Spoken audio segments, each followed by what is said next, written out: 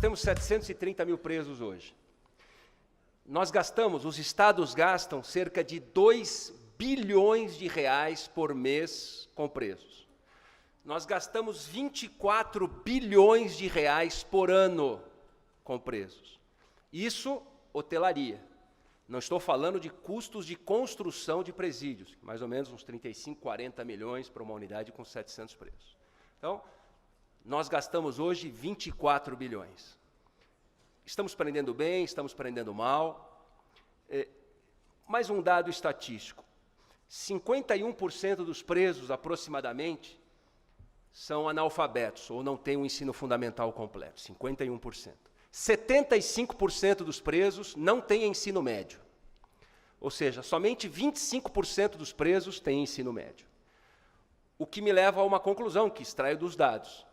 Quem tem maior escolaridade, em princípio, parece ter menor probabilidade de vir a ser preso. Estive recentemente num evento com o ministro Raul Jungmann, ele foi fazer uma palestra no CNJ, o ministro Toffoli, presidente, estava lá também, e ele usou uma expressão que já é talvez usual, mas que é muito interessante. Falou, hoje, os presídios se tornaram o home office do crime organizado. Teletrabalho, trabalho à distância. E qual é a nossa preocupação? Nessa não ou pouca seletividade daqueles presos que nós colocamos no sistema, nós acabamos fomentando o crime organizado, eu não tenho dúvida disso. Quando nós não selecionamos bem essa massa carcerária, nós acabamos jogando de graça, porque a primeira coisa que um preso quer no sistema, ele não quer a liberdade. Quem acredita que o ideal do preso, assim que entra no sistema, é ganhar a liberdade, está equivocado. A única coisa que ele quer, a primeira, é sobreviver. Quem quer que tenha trabalhado com o sistema carcerário tem uma noção disso. Sobreviver. Como é que eu sobrevivo nesse inferno aqui? Bom, para eu sobreviver aqui, eu preciso do quê? Eu preciso de proteção. Quem vai me proteger? O Estado consegue me proteger? Se o Estado não consegue, alguma facção vai ocupar o seu lugar. Isso é questão política, né? Onde tem vácuo de poder, alguém ocupa. Eu fui recentemente dar uma palestra em Roraima, dar um curso sobre colaboração premiada, e lá o desembargador me disse, falou, olha, aqui neste presídio, nós passamos à frente, tem uma parte que o Poder Judiciário não entra. O oficial de justiça entrega o mandado e os presos se organizam ali, vamos cumprir, não vamos cumprir, nós certificamos aqui, e o oficial de justiça, se bobear, assina embaixo a certidão dada pelos presos de que o mandado foi devidamente cumprido. Então, aproveitando esse público tão seleto, e eu já vou antecipar, não sou de forma nenhuma um abolicionista, acho que a prisão realmente tem o seu lugar, criminalidade violenta, o lugar é na prisão mesmo, mas eu me preocupo muito com a baixa e média criminalidade. Os Estados Unidos são um país extremamente pragmático. Em 1971, no caso Santobello versus Nova York, a Suprema Corte diz o seguinte, se nós tivéssemos que julgar todos os casos que chegam à justiça, fóruns, juízes, é impossível dar conta de julgar todos os casos que chegam à justiça. Por isso que os mecanismos de justiça consensual funcionam muito bem nos Estados Unidos. É o plea bargain, é barganha. Plea bargain não se visa a atividade de colaboração, de cooperação. Não é esse o objeto do plea bargain. É verificar se vai haver admissão de culpa e condenação. Né? Vocês sabem que tem o guilty plea, ele admite a culpa, condenação. O nolo contendere, ele diz, não vou contestar a acusação, que também pode resultar numa condenação criminal, só que não produz efeitos na esfera civil. Ou not guilty plea, não. Vou me afirmar inocente. Mas o escopo disso é o quê? Chegar ao resultado final. Não é submeter a isso ao custoso tribunal do júri, com todas as formalidades do processo penal americano. Vamos resolver. E eu, cada vez mais, me aprofundando no estudo, nos Estados Unidos, colaboração premiada é uma outra seara, são os cooperation agreements, né, são os acordos de cooperação.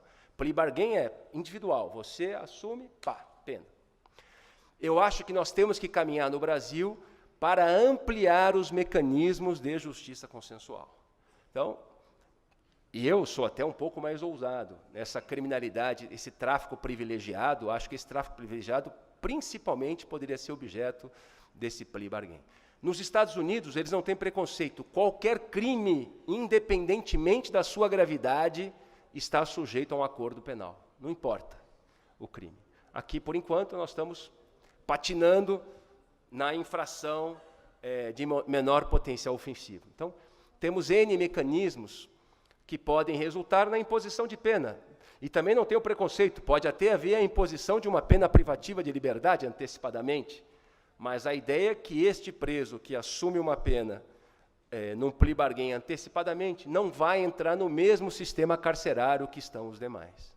Existe um artigo espetacular de um professor americano da Universidade da Califórnia de Los Angeles, ele se chama Máximo Langer, e o tema do artigo dele é From Legal Transplants to Legal Translations. Então, dos transplantes legais para as traduções legais. Ao que ele se refere? À circulação de ideias no mundo jurídico. Então, havia esta figura do transplante, e quem trouxe essa figura é um professor escocês chamado Alan Watson. Transplante é você pegar um instituto de common law e simplesmente transplantá-lo para um sistema de civil law romano-germânico, como o nosso. Vai funcionar um instituto que nasceu em um determinado sistema e a gente vai fazer um copiar e colar e jogar aqui? Vai funcionar? Possivelmente não.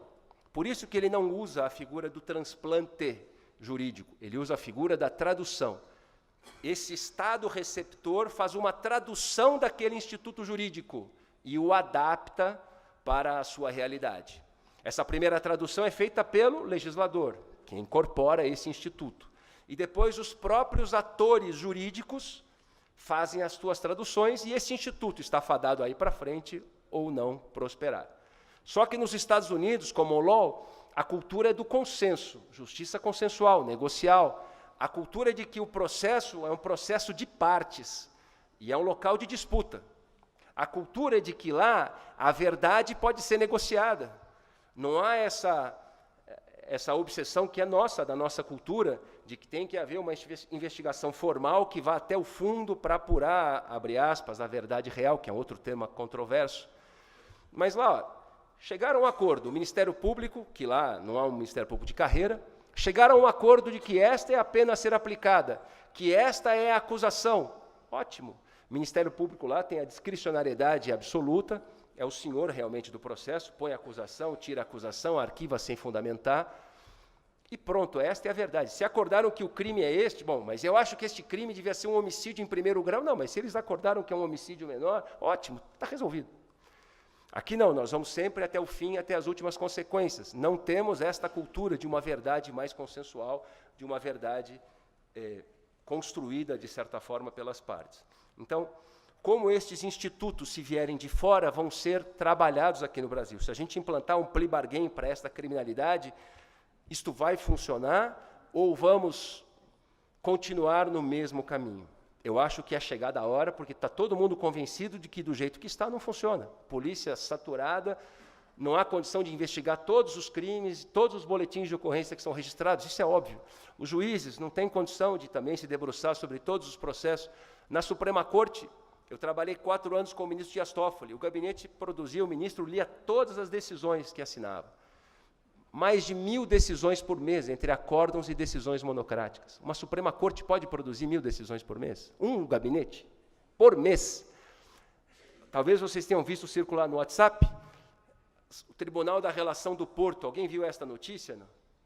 Que eles estavam reclamando que eram 6 processos por semana, começaram a receber 8 por semana, e que isso eles não têm condição de dar a atenção que o caso merece, recebendo 8, desembargadora Ivana, 8 processos por semana.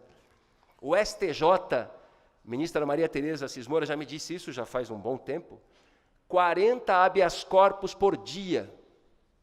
Que tribunal pode trabalhar analisando 40 habeas corpus por dia? Então, se a gente insistir nesse sistema, que tudo tem que entrar e tudo tem que sair lá na frente, desta forma, nos Estados Unidos, mais de 90%, há estados que é 93%, 97% é resolvido com plea bargain, barganha. E o promotor se gaba, que ele tem um alto índice de condenação quando ele vai tentar a reeleição dele.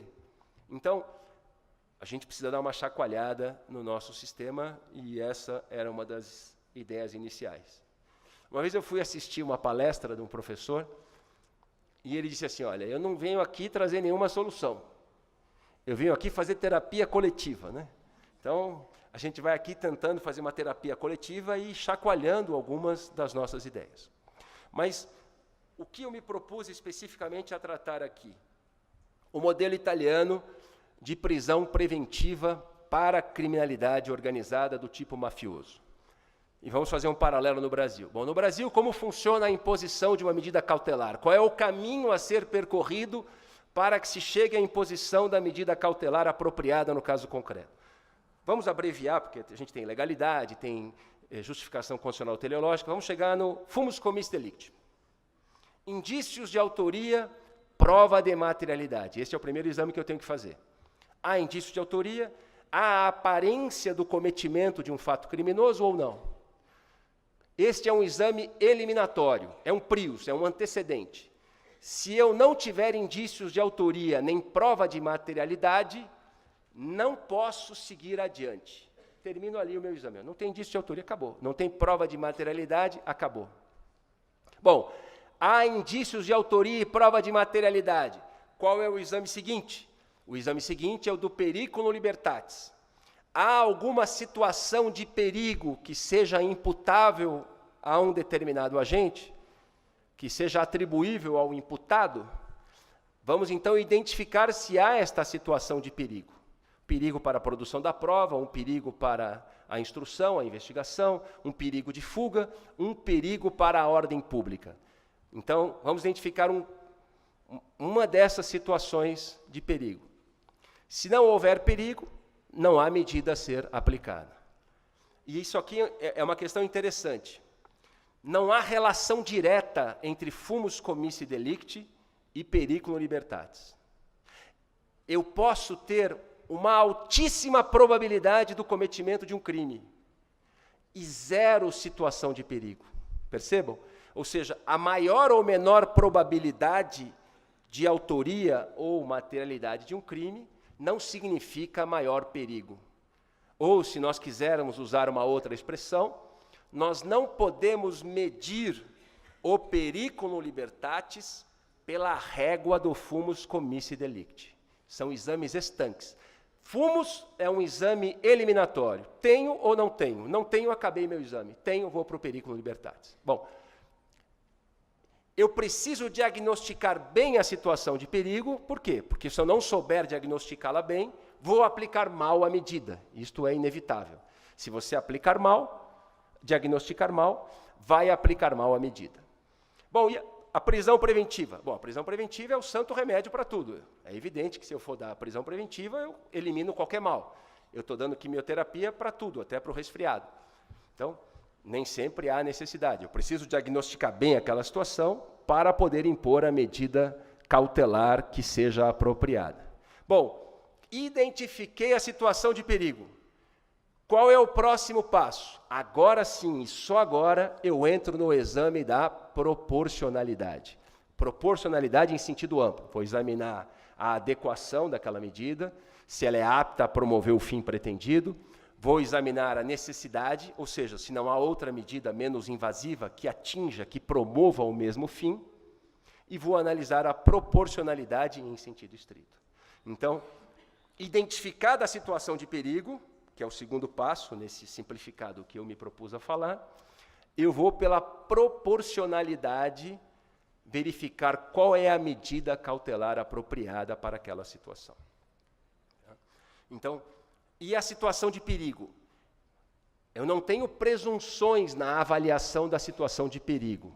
Eu preciso justificar com base empírica idônea, esse é um termo mais do juridiquês, mas é isso mesmo, precisa haver probable cause, né? Ou uma base fática que justifique eu entender que há realmente uma situação de perigo para a produção da prova, de fuga ou para a ordem pública. Então, não há possibilidade de presunções. Feito isso, então, no exame da proporcionalidade, eu chego e identifico a medida apropriada. Isto é o nosso sistema. Bom, como funciona na Itália? É o artigo 275, inciso 3º. Lá eles falam coma, né? Uns entendem coma como parágrafo, como inciso, mas coma, na repartição do dispositivo. Então, inciso 3º. Eu vou fazer uma tradução livre aqui. A custódia cautelar, a prisão preventiva pode ser disposta, né, somente quando as outras medidas coercitivas ou interditivas, ainda que aplicadas cumulativamente, resultem inadequadas. Ou seja, lá eles também colocam a prisão preventiva como a última ratio. Só quando as outras medidas cautelares forem insuficientes ou inadequadas é que eu posso cogitar da prisão preventiva. E aqui, o legislador italiano ele comete um erro mesmo, ele fala inadequadas. Na realidade, ele está falando em proporcionalidade. E a adequação é apenas uma fase do exame de proporcionalidade. Mas ele usa aqui, se resultarem inadequadas. Essa é a regra. Agora vamos à exceção. Quando houver graves indícios de culpabilidade, na verdade são indícios suficientes, ou uma suficiência maior. Da prática, são alguns crimes, eu vou me limitar ao 416 bis do Código Penal, que é a associação criminosa do tipo mafioso. Quando houver graves indícios de culpabilidade desses crimes, será aplicada a prisão preventiva, salvo se houver elementos dos quais se demonstre, né, com eles se demonstre, que não subsistem exigências cautelares. Então, eles inverteram o raciocínio. Olha, havendo graves indícios de culpabilidade, prisão preventiva. Só se você demonstrar no caso concreto, só não será, se você demonstrar no caso concreto que não há nenhuma exigência cautelar presente. Então, esse artigo do CPP italiano, ele estabeleceu uma presunção relativa. Então, eu presumo que há uma exigência cautelar. E por que é relativa? Porque você pode demonstrar no caso concreto que não existe, que não há nenhuma situação de perigo a nada. Mas eu presumo a alta periculosidade social de um integrante de uma associação criminosa do tipo mafioso. E esta presunção é relativa. E a segunda presunção, essa é absoluta. O legislador italiano presume de forma absoluta a única medida necessária e adequada para fazer frente à organização criminosa do tipo mafioso é a prisão preventiva. Não há possibilidade de imposição de medida cautelar menos invasiva. Não, mas não cabe tornozeleira. Não, mas o recolhimento noturno? Não, nada. Então, lá é muito interessante. Aqui já falamos que os exames aqui são estanques. Primeiro eu avalio o fumus comis delicti, que é eliminatório. Depois eu avalio a situação de perigo, se tem ou não tem. E depois vou à proporcionalidade. E o juiz tem que justificar as medidas que ele vai impor. E só chegar à prisão preventiva em última instância. Lá não. Dos graves indícios de culpabilidade, eu já imbrico com o periculum libertatis. Eu já presumo que há uma situação de perigo, que pode ser afastada no caso concreto. Então, a doutrina italiana até coloca que aqui tem uma inversão do dever de motivação por parte do juiz. O juiz não precisa motivar que está presente base empírica idônea de uma situação de perigo. Não, ele só vai dizer que não está presente, e por isso ele não decreta a prisão preventiva. Então, esta presunção é absoluta. E isto, evidentemente, foi parar na Corte Constitucional Italiana. E a Corte Constitucional Italiana referendou, disse ok para a opção do legislador. E a Corte Constitucional disse o seguinte: só não se admitem presunções absolutas quando não houver nenhum dado de experiência concreta que legitime esta presunção. Se as máximas de experiência, se a observação daquilo que ordinariamente acontece, né, da experiência comum, me indica que isto é um dado da realidade, e lá é fenômeno mafioso, não é só uma questão de crime organizado. Máfia, se a gente ficar lá na Sicília, é uma questão cultural, é algo que se enraiza. Né? Eu não sou um especialista em crime organizado a esse ponto, né? Mas 'Ndrangheta, por exemplo, é uma coisa que é familiar aquilo. O menino que nasce naquela família já sabe que vai ser membro daquela organização.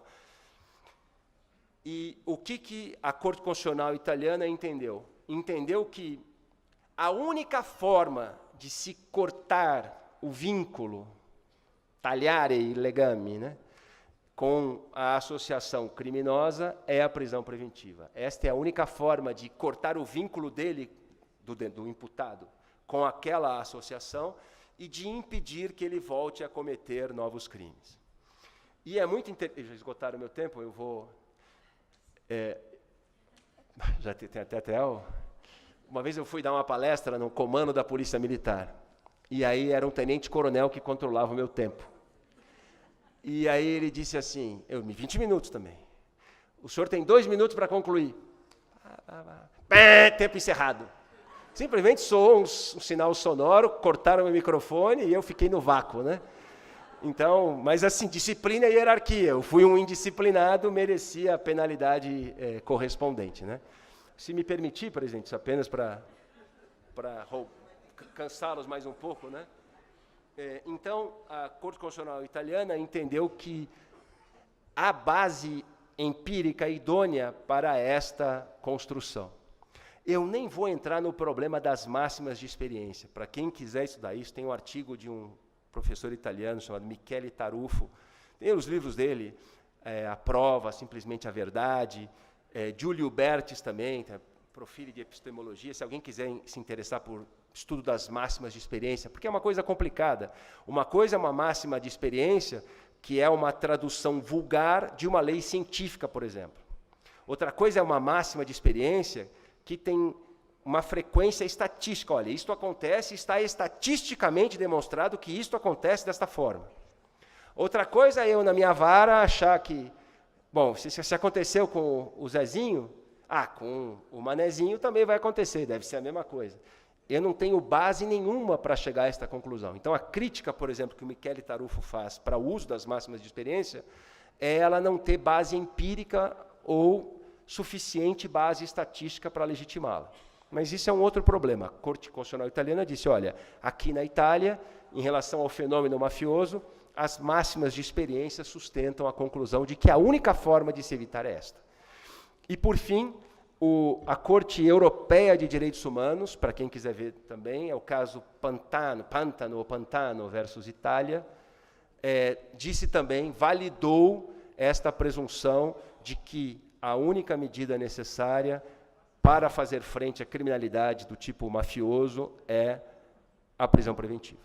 E a terapia coletiva, e assim eu encerro o que eu gostaria de fazer aqui, será que nós temos condições de nos valermos desta mesma experiência italiana no trato com a organização criminosa do tipo mafioso para traduzir essa sistemática para o Brasil? E a Corte Constitucional italiana ela foi muito rigorosa. O legislador estendeu para crimes de violência sexual, estendeu para homicídio, estendeu para exploração de imigração clandestina. A Corte Constitucional italiana disse que tudo isso é inconstitucional. Só validou para a associação criminosa do tipo mafioso. Falou, olha, em relação à violência sexual, não, isso é um outro fenômeno, isso pode ser combatido de outra forma. Agora, só no tipo mafioso, as máximas de experiência validam isso. Então, no Brasil, nós temos condições de importar isto, o nosso fenômeno de criminalidade organizada é enraizado desta forma, justifica, não justifica? Então, fica aí para nós debatermos e meditarmos. Muito obrigado pela atenção. Obrigado.